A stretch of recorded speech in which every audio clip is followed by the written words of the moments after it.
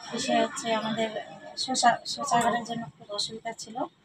মানে আমাদের এখানে তো সপ্তাহে 3 দিন হাট হয়, তো অনেকজনের শৌচাগারের জন্য খুব অসুবিধা হয়। পরিষ্কার পরিচ্ছন্ন সমাজ গড়ে তোলার উদ্দেশ্যই শুরু হয় মিশন নির্মল বাংলা। 2014 সালে 13ই নভেম্বর মুখ্যমন্ত্রী মমতা বন্দ্যোপাধ্যায় মিশন নির্মল বাংলা প্রকল্পের সূচনা করেন। ভারত সরকার স্বচ্ছ ভারত অভিযান চালু করার পর পশ্চিমবঙ্গ রাজ্য সরকার এই কর্মসূচি রাজ্য স্তরে চালু করার সিদ্ধান্ত নেয়। বিশেষত গ্রাম বাংলায় খোলা স্থানে মলমূত্র ত্যাগ করার প্রবণতা বন্ধ করাই মিশন নির্মল বাংলার লক্ষ্য। দিদি এসে আমাদের সঙ্গে আলোচনা করে মিটিং করে ভিডিও করেছেন। সবজির দোকান করি, আর যে আমাদের যে মেয়েদের যে সুযোগ সুবিধা, যে পায়খানা বাথরুম করার জন্য কতবার মিটিং করছি। কালিগঞ্জ ব্লকে যাওয়া হয়েছে, বলা হয়েছে যে নিতাই বৎসকে বলা হয়েছে, নিতাই বৎস কিছুদিন এখনকার করেনি এবং আসে দেখে শুনে চলে যাচ্ছে। যেসব স্থানে জনসমাগম বেশি হয় সেখানে পথচারীদের এবং গৃহহীন বা ভূমিহীন মানুষের ব্যবহার করার জন্য শৌচাগার তৈরি করা হয়। তেমনি পশ্চিমবঙ্গ উত্তর দিনাজপুর জেলা কালিয়াগঞ্জ ব্লক 4 নং বচাডাঙ্গা গ্রাম পঞ্চায়েতের অন্তর্ভুক্ত ফতেপুর হাট।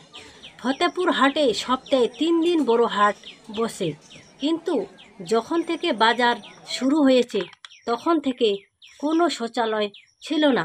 তাতে করে বিক্রেতা এবং ক্রেতারা যেখানে সেখানে মলমূত্র ত্যাগ করত।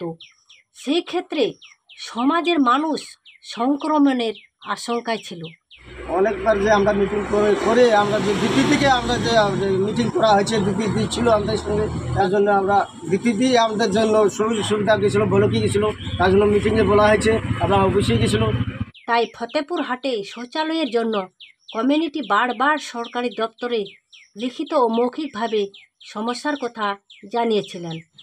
করার পর কিছুদিন পর আমাদের সেই পায়খানা পেচ্ছাপ কমপ্লিট হয়ে গেছে।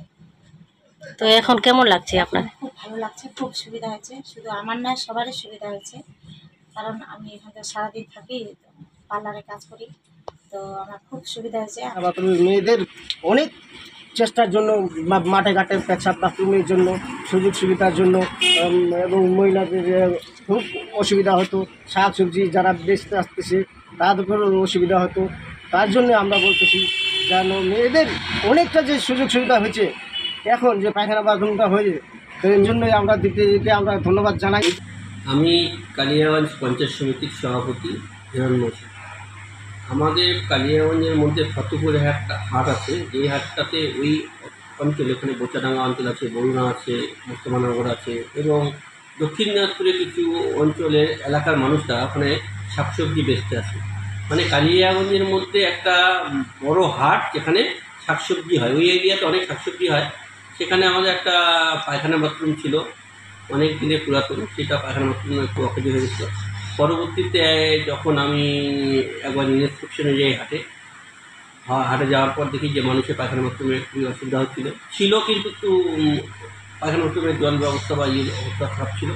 তখন আমি সিদ্ধান্ত নিই, আমরা মাননীয় মুখ্যমন্ত্রী মমতা ব্যানার্জি অনুপ্রেরণায় আমরা 15 ফিনান্স থেকে ওটা 4,68,000 টাকা ব্যয়ে আমরা কমিউনিটি একটা পায়খানা বাথরুম তৈরি করে দিয়েছি, যাতে ওই যারা হাট করতে আসে বা যারা হাটে বাজার দোকান বসার আছে বা যারা হাটে সবজি বেচতে আছে তাদের যেন টয়লেট বা ল্যাট্রিনটা ব্যবহার করতে পারে, সেই জন্য একটা ভালো দেখে টয়লেট ল্যাট্রিনের ব্যবস্থা করছে। বাজারে আসা মানুষজনের আবেদনকে গ্রহণ করে সরকারি তরফ থেকে এখানে একটি সুলভ শৌচালয় তৈরি করে দিয়েছেন ব্লক অফিস তরফ থেকে। তারপরে এখন তারা ভালোভাবে শৌচালয়টি ব্যবহার করছেন এবং ওই এলাকার মানুষ জীবাণু হাত থেকে রক্ষাও পেয়েছে।